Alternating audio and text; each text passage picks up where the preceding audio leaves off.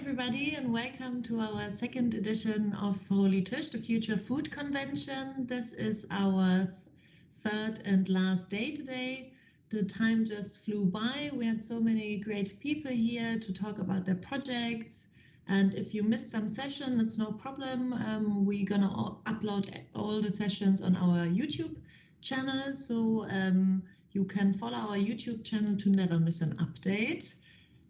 We are here in a session called Conserving Coastal Ecosystems Through Carbon Credits with Robyn Shilland from the Association for Coastal Ecosystem Services. Before we start the session now, I'm going to do a little intro what holytisch is and who we are. So we are a future food collective of several people. At the moment, we are an active core team of 3. This is Charlotte. She's our hero behind the scenes. She's doing all the tech stuff. In her normal life, she is an action research expert related to agroecology. This year, we are also super happy to have Damini on board. She is live streaming from Delhi. She is a food writer and journalist about all the topics related to the food system. My name is Joella. I'm working in the field of ecosystem regeneration. Why are we doing holytisch? With our convention, we are trying to catalyze change, especially in the food system, which is a wide and interdisciplinary field, by showcasing people, their projects that are already champions towards a more regenerative and sustainable future. This convention is also for speakers to connect with each other, but also for you as audience to get a chance to connect with our experts. This leads me to a more technical guidance for you. So we're gonna live stream here 45 minutes, this interview, and then we're gonna provide you in the YouTube chat with a Zoom link, which will lead you to our deep dive, which is our Q&A session where you can ask Robyn questions and exchange ideas or whatever you feel like. Hello, Robyn. I'm super happy to be here with you, especially because I'm also in the field of coastal ecosystems. So you are a blue carbon conservationist and work with communities in Kenya. And I think we can start off by you introducing yourself, please. Thank you. And yeah, thanks for having me. I'm really pleased to be here. So I work for like you said, the Association for Coastal Ecosystem Services, or ACES for short, because it's a bit of a mouthful. So we work with communities in Kenya, on the Kenyan coast, to support them in conserving mangrove forests and seagrass meadows, which are 2 types of, as you say, blue carbon ecosystems. And the way that we do it is through, or the way that we fund it is through carbon credits and a community management approach. So that's what I'm here to talk about today. Maybe you can explain a little bit what payments of ecosystem services are, which carbon credits fall under. I think not everybody knows what it is. Yeah, absolutely. So I guess first it's helpful to define ecosystem services. So ecosystem services are the benefits and services that we as people gain from ecosystems. So that can be things like water purification, water cleansing, air purification, food, opportunities for recreation, and, as you say, carbon. So payments for ecosystem services are payments made by one party, and that can be an individual or an organisation, to another party to take actions that deliver or enhance those ecosystem services. So that can be kind of direct payments for kind of direct benefit, like a water company might pay farmers around about not to put chemicals into the land that will affect the water, or it can be to compensate for negative impacts elsewhere, like carbon offsetting. So somebody might pay somebody to implement activities that absorb carbon that they themselves have kind of contributed to the emissions of. Thank you. And for the carbon credit system, maybe you can explain the difference between a voluntary and a compliance market to differentiate it a little bit, how it works? Yeah, so the carbon market is divided into, as you say, the voluntary and the compliance market. The compliance market is by far the largest carbon market. So it's kind of what you usually hear about when you hear about carbon offsetting in the media, or often in kind of critics of carbon offsetting are often talking about the compliance market. And that's kind of the big industries. So it's kind of big polluters, airlines, and things that by law actually have to reduce their carbon emissions. So that can be done either by actually reducing their emissions or by offsetting the emissions that they produce. So that's the compliance carbon market. Parallel, but kind of entirely separate to that, is the voluntary carbon market. And so that's usually kind of smaller businesses, but also larger businesses who don't necessarily have to offset their carbon emissions, but also just individuals who want to offset the emissions that they're producing.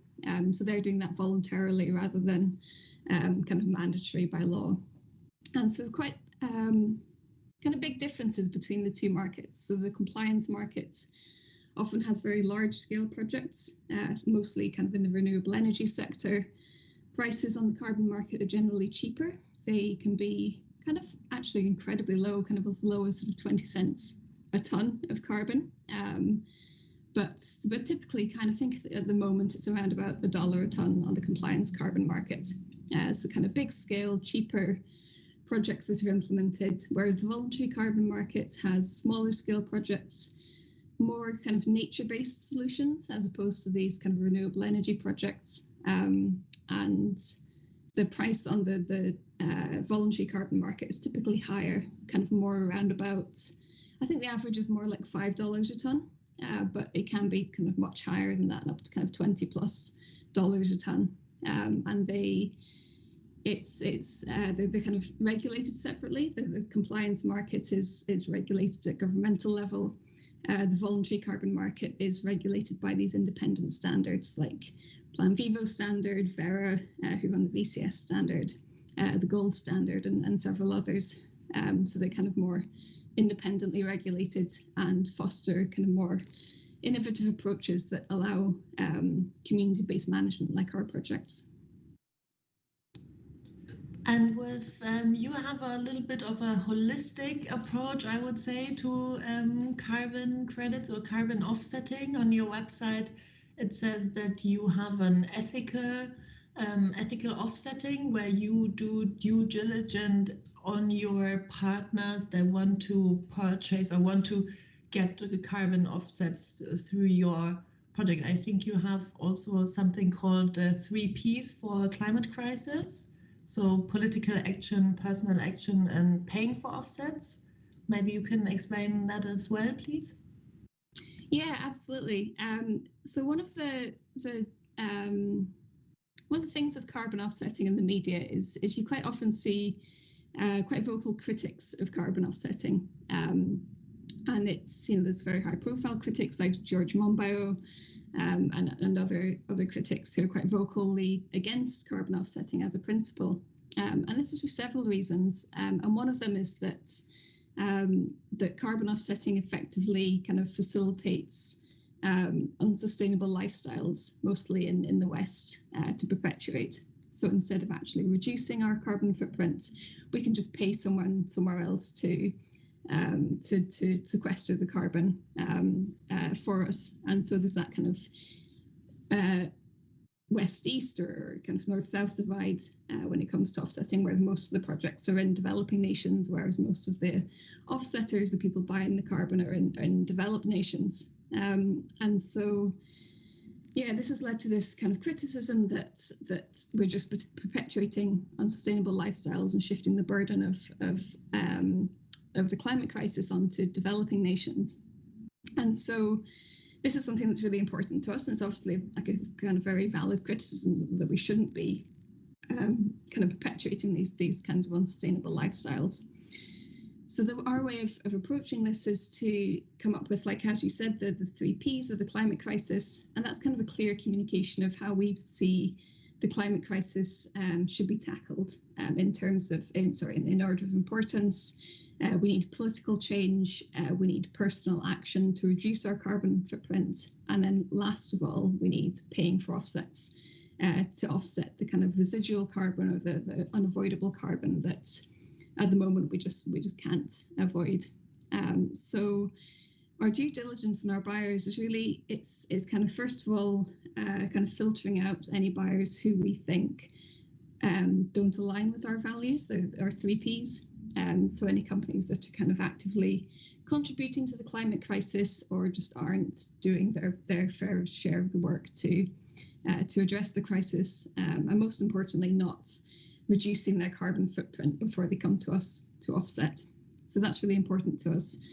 And also just kind of working with our buyers to communicate these principles, because it's the whole world of carbon offsetting and carbon reduction strategies is kind of big and complex, and not every company or not every person has the kind of time or capacity to engage in that and really understand how best to go through it. So it's not necessarily just a due diligence and filtering customers out, but actually working with them and communicating how we see kind of carbon offsetting strategies and where carbon reduction strategies and where carbon offsetting lies in them, and making sure that they can kind of take the right approach to align with our values.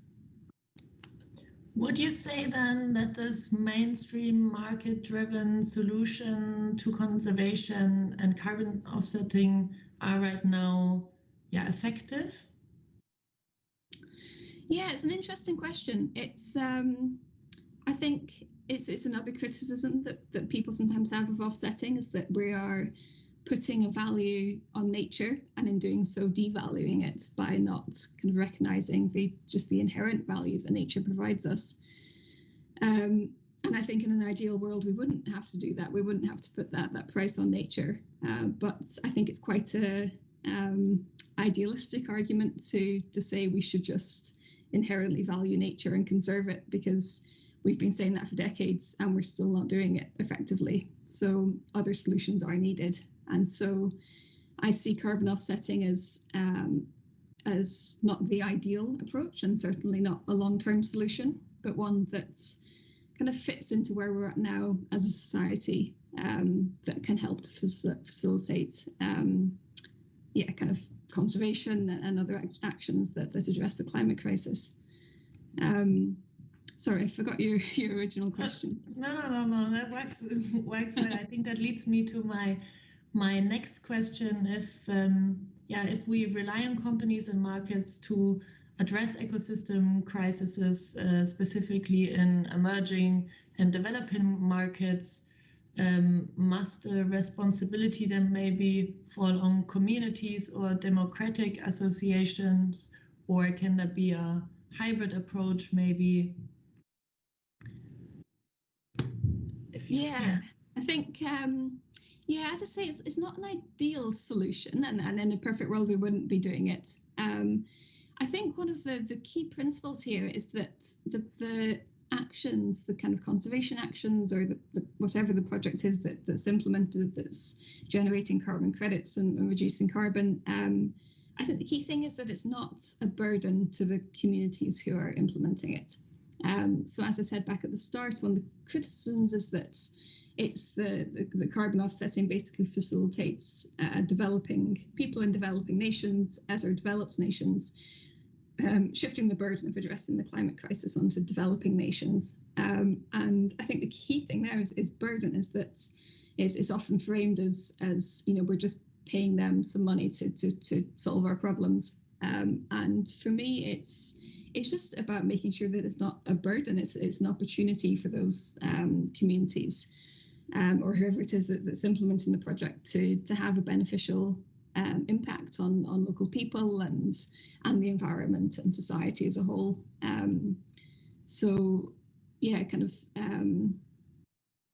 mean, I'll talk a bit more later on about our projects in more detail, but it's just kind of working with people to make sure that people and nature are both benefiting from the actions.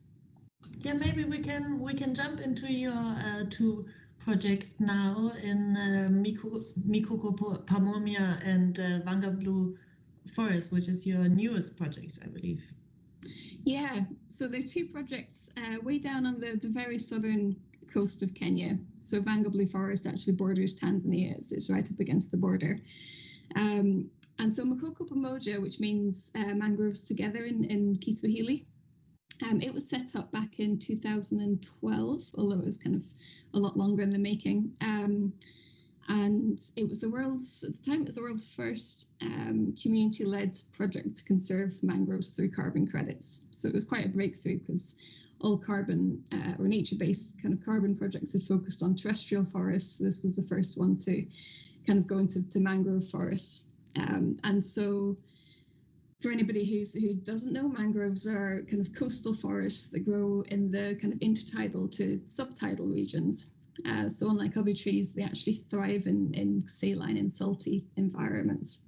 And they have massive kind of carbon capture and storage potential. They have these kind of thick, kind of deep layers of very carbon-rich soils. That's because they're waterlogged, the carbon just stays locked away instead of kind of degrading in the air as terrestrial soils do.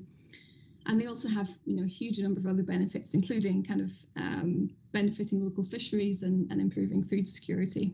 So for many reasons, they're really important coastal ecosystems. So Mikokopamoja started, say back in 2012, when there'd been a lot of research on these mangrove forests in a place called Gazi Bay for quite a few years before.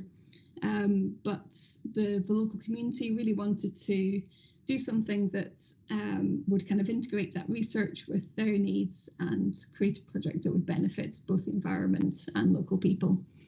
So Mikokopamoja was born, and it's a community-led project, which means that although we call it a project in itself, it's constituted as its own organization under Kenyan laws as a community-based organization. Which gives it kind of community governance and roots in kind of democracy with local people, so that local people can have a say in how the project is run, how money is spent, and so on. And so the project, it protects about 117 hectares of mangrove forests and has a small kind of replanting area, but that's kind of not the main focus of our work there. It's mostly protecting what's still there. And it also brings a lot of money into community development. So around about a third of the money that goes to the project is spent on community development projects, like providing water and sanitation and education to local people. So it's been running for, about 8 or 9 years now, and it's been kind of huge success. And more recently, I think it was in 2019, I think, Vangablueforest launched. So that was a really kind of community-led initiative. The community of Vanga, which is about 50 kilometers south of Gazi, where Mikokopamoja is. They approached the community of Gazi and said, we see the benefits that Mikokopamoja has brought you, and we want to do the same thing for our mangroves in our local community. So we helped them set up Vangablueforest.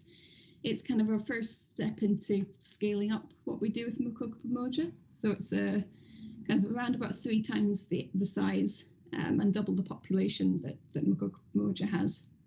So it's bigger, it generates more carbon credits. Again, its focus is on kind of protecting the mangroves that are there, but with some restoration of planting of mangrove seedlings.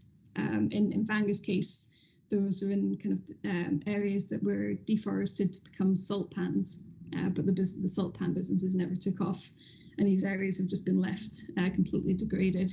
And in Vanga, the town actually goes kind of right up to the coast. So in Gazi is slightly set back from the coast, but Vanga, it goes right up to the coast. There's a fisheries landing site in the main centre of the town. So their kind of perceptions of mangroves or their kind of link to the mangroves is so tangible because they've seen the shoreline erosion that happens when they've cut these mangrove forests down. They've had to build a seawall to protect the town. And yeah, they're just a really kind of engaged and enthusiastic community who kind of really want their mangrove forest back, and then to be able to get the benefits that mangroves bring them. So they're a really exciting community to work with. Yeah, I remember on our first phone call that you told me that they got in touch with you to start the project, right? That they said that they... Yeah, so it's a really kind of very much grassroots initiative, like a very community-driven, community-led initiative. It's both projects are obviously founded in the community, and the projects ultimately belong to the community, and the community have the power over whether or not the project succeeds or continues. But they're also facilitated by quite a wide network of kind of research organizations and NGOs and national research institutions, the kind of national forestry body in Kenya. So it's a kind of a patchwork of all these different organizations in Kenya and beyond. So, we're in Scotland and we support them. But they're so founded in the community, and yeah, Vanga was very much driven by kind of a local desire to have this project there. So amazing. I'm like, could we maybe go into how community-based organization function, or how the design and structure and the governance of it is? Yeah, sure. So both projects, as CBOs, community-based organizations, are governed by a locally elected committee. So in Kenya, they have what's called barazas, community meetings, which are very well attended by the local community, and anybody who lives within the kind of project catchment area is able to attend these barazas and vote to elect the committee members. So they're elected, and they kind of govern the project as you would expect kind of any board of trustees or committee to govern an organization.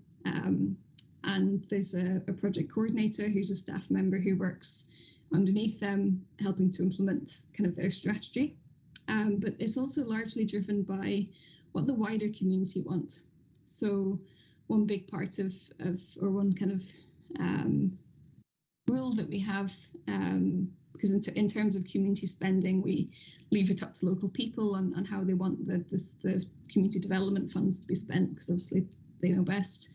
But the only rule that we have is that the projects must benefit the community as a whole, and not individuals or families or small groups of people. So the way that we ensure that is that anybody at all within the community, whether or not they're committee members or not, can vote on how money is spent. So the committee kind of come up with various suggestions or ideas alongside the project coordinator, and those ideas are put to the committee, or the community, to vote on. So that makes sure that kind of the community spending is directed towards local needs and making sure that it benefits as many people as possible. So I hope that explains it. Yeah. One other question is the money from the carbon credits is coming directly to the community, or goes through another body and then the money comes to the community? Yeah, so the money comes to us at ACES. So that's kind of our role in the project is high level project coordination. And I really mean like high level in that everything day to day and the most important decisions are left to the community and the staff members and the committee. But we kind of sit in between the project and the standard what the project is certified to.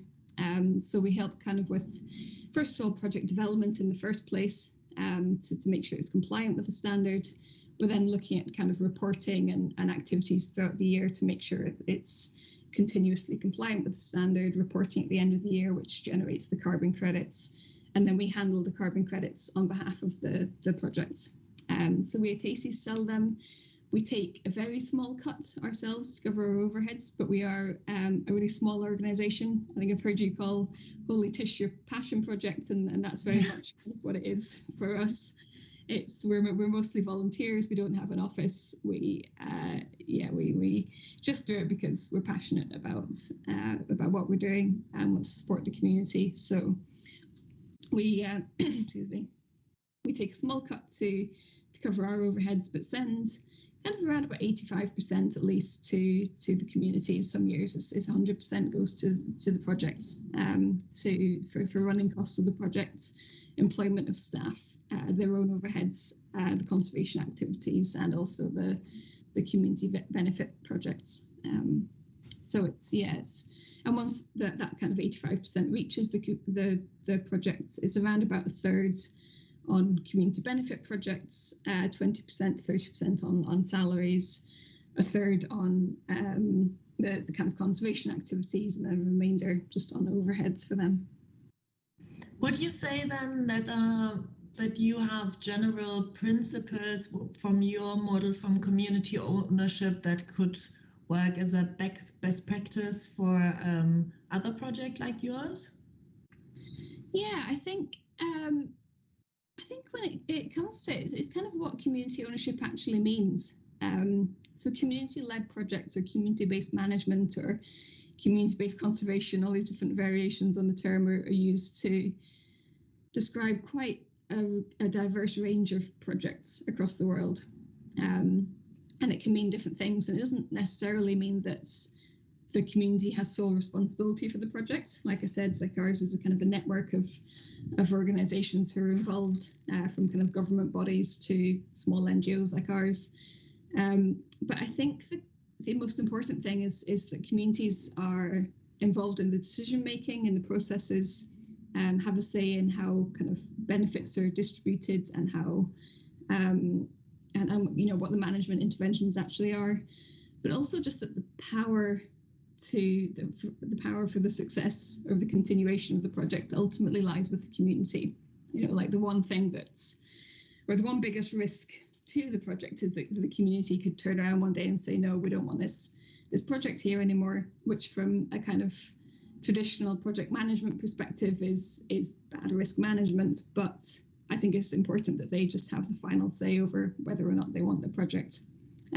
So quite often NGOs might implement what's called community-based projects, but ultimately it's more that communities are engaged and have input into the project, but the actual ownership and longevity of the project should lie with the community themselves. So I think that's an important point. I think just kind of remaining, like taking a kind of an iterative and flexible approach to what the project is and what the community-based management looks like is really important. It's it's one thing to go through all your project planning and get people to sign up to what looks like a good project on at the outset, but as you go on, kind of different people's needs change. Things change, and what might have seemed like a good idea at the start might turn out to not be so good later on, or like conversely, you might kind of come up with new ideas that would benefit the project. And so just being able to kind of have that kind of flexible approach to the project, and for that to be guided by local people and their needs and desires is really important. I totally agree. Yeah. I think what would be interesting now is to touch on something that's special about your project as well, is that you incorporated seagrass conservation under carbon offsetting, so what you call the carbon plus approach. Could you explain that, please? Yeah, so seagrass is, again, for anybody who doesn't know, seagrass is flowering plants, so it's quite different to seaweed. I think that's one confusion a lot of people have. So it literally just looks like meadows of grass, but it grows again in the kind of subtidal and intertidal areas. And again, it has a lot of the same benefits as mangroves. It's a kind of significant carbon store, not quite as much as mangroves, but still important. It hosts a lot of kind of small fish and different shellfish and food or species that are important to local fisheries. Things like gleaning fisheries, where mostly women kind of go out onto the seagrass meadows when the tide is out and collect shellfish and mollusks, things like that. And also just a habitat and a food source for juvenile fish.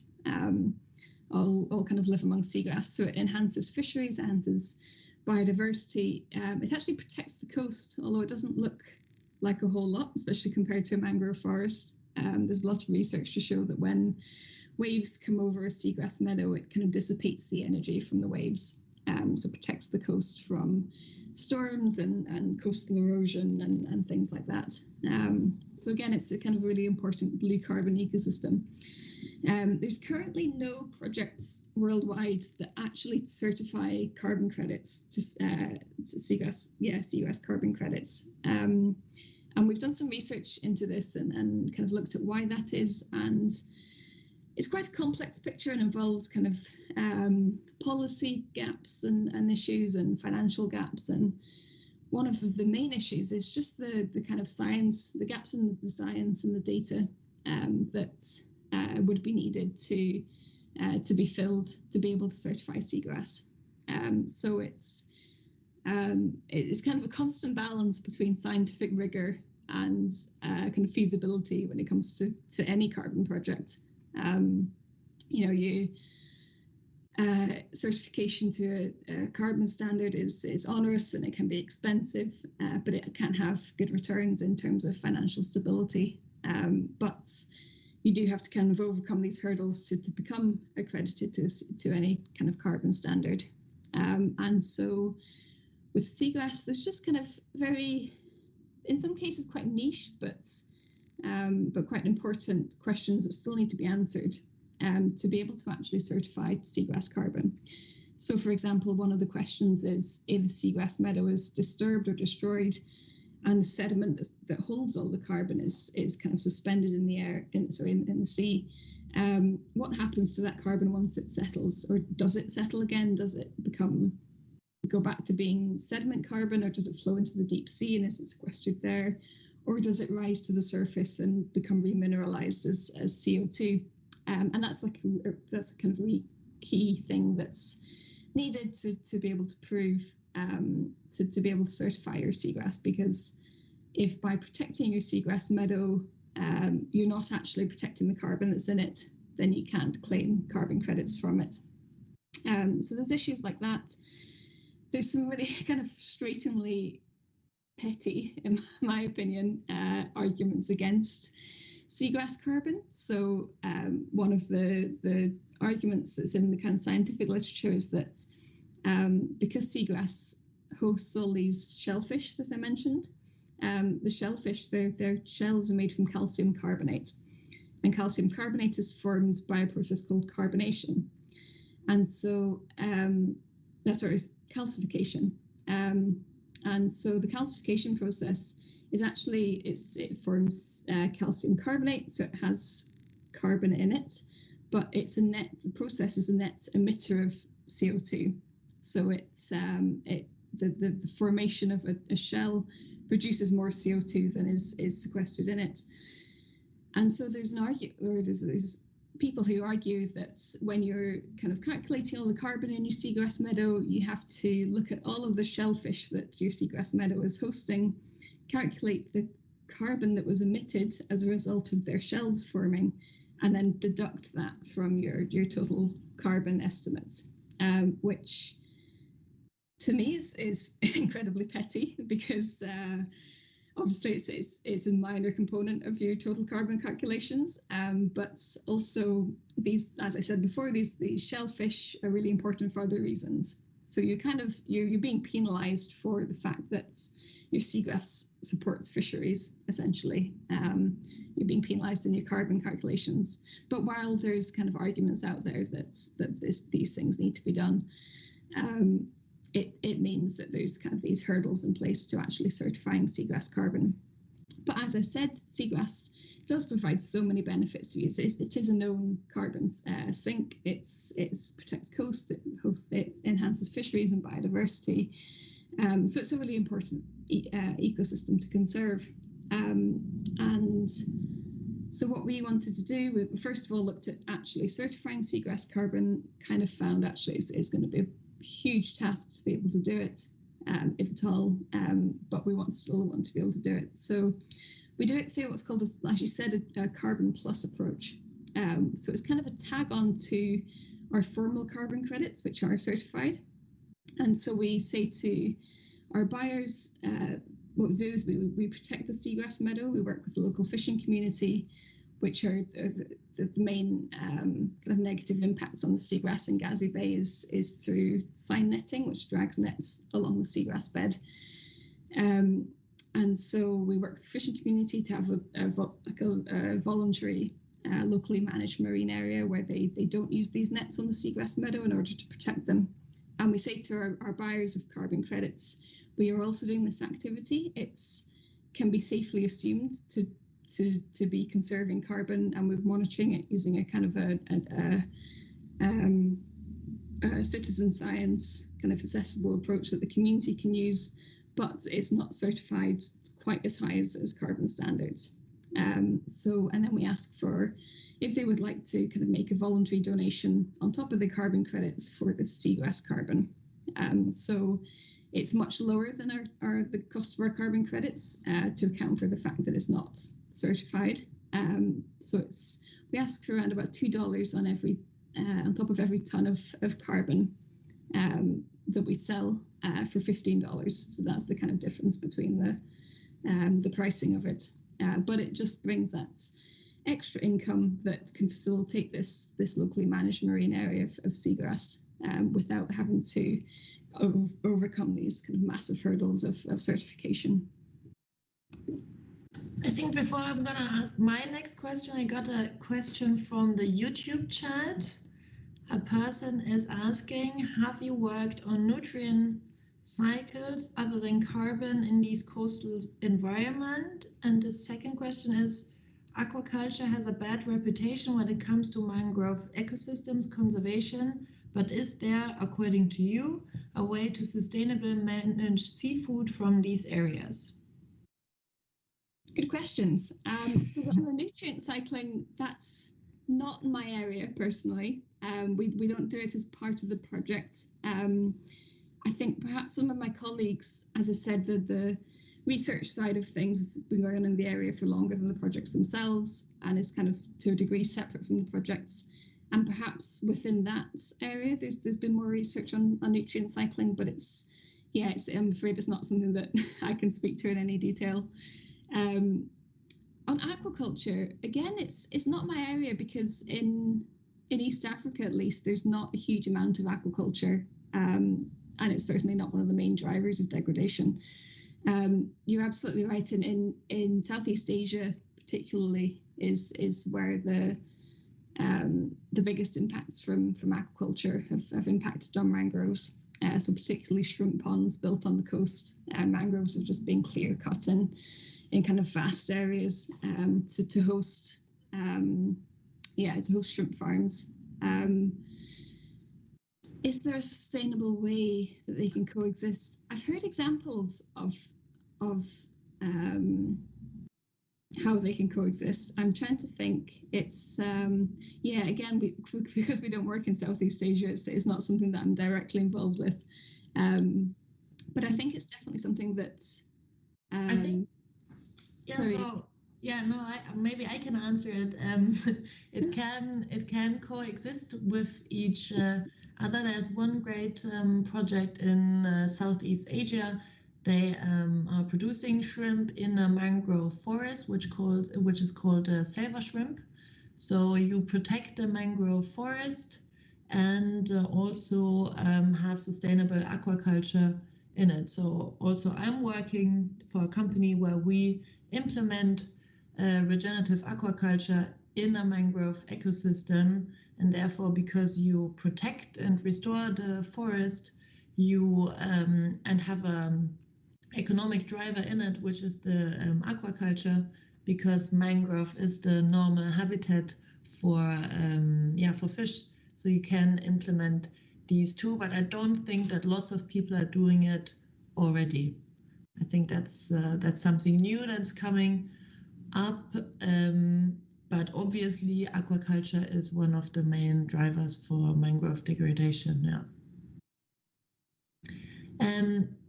Coming back to the seagrass, and the carbon, do you think in the future there will be, what would it need, or do you think it's fine if we continue with a carbon plus approach, or do you think there's going to be a lot of research and data collection being done now in the next years that at some point you can have the seagrass implemented in the voluntary carbon market?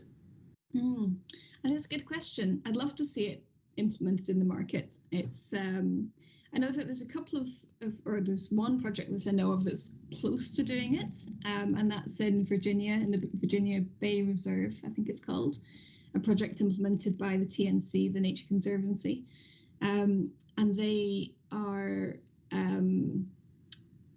they're planting seagrass rather than protecting it, which is kind of extra special because planting seagrass is notoriously difficult on its own, but they've made it work. And you know what's I find really inspirational about their project is that they came up against all of the issues that I was finding in both in my research and in trying to get it incorporated into our project on the ground.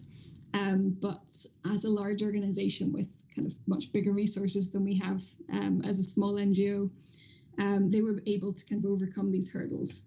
So, for example, one of the issues that they came up against was that there was no legislation that specifically permitted them to do what they were doing to generate carbon credits and to claim the carbon benefit from that.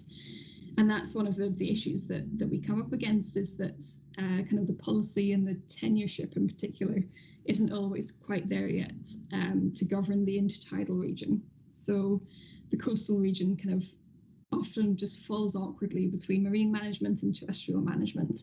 And often the government bodies that are kind of tasked with managing these two environments don't even always know kind of whose responsibility the area kind of just in between that strip where the sea meets the land falls. And either you'll have conflicting kind of frameworks and policies in place, or you'll have no frameworks and policies in place that will facilitate a community, say, taking tenureship of the intertidal region. So they came up against this problem in Virginia, and they actually worked with the Virginia state to write legislation to allow them to do what they wanted to do. So I think it'll be kind of big organizations like that that have the power to kind of push forwards and plug these gaps that are preventing projects elsewhere from being implemented. So that's one thing. I think a flexible approach needs to be taken by carbon standards.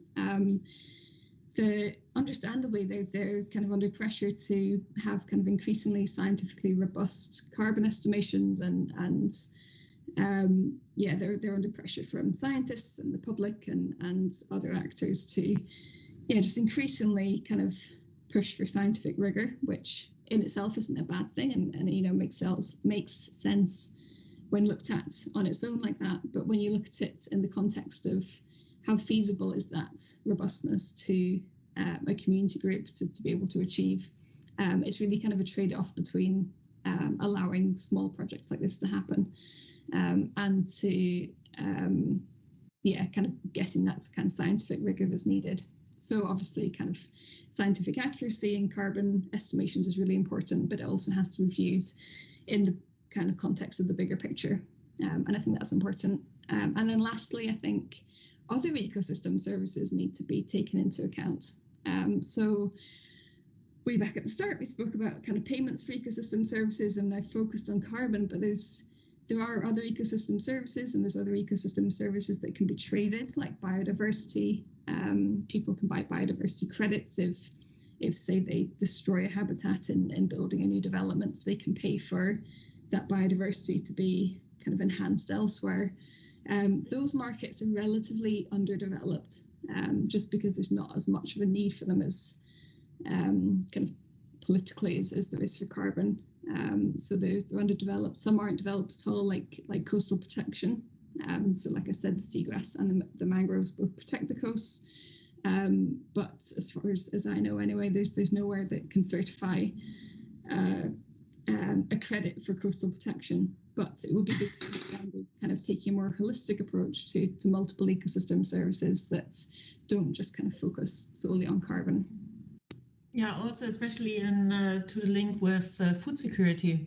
if you can prove that in your projects, or if you say, okay, because we conserve a mangrove forest or a seagrass meadow, we also save food security in that area.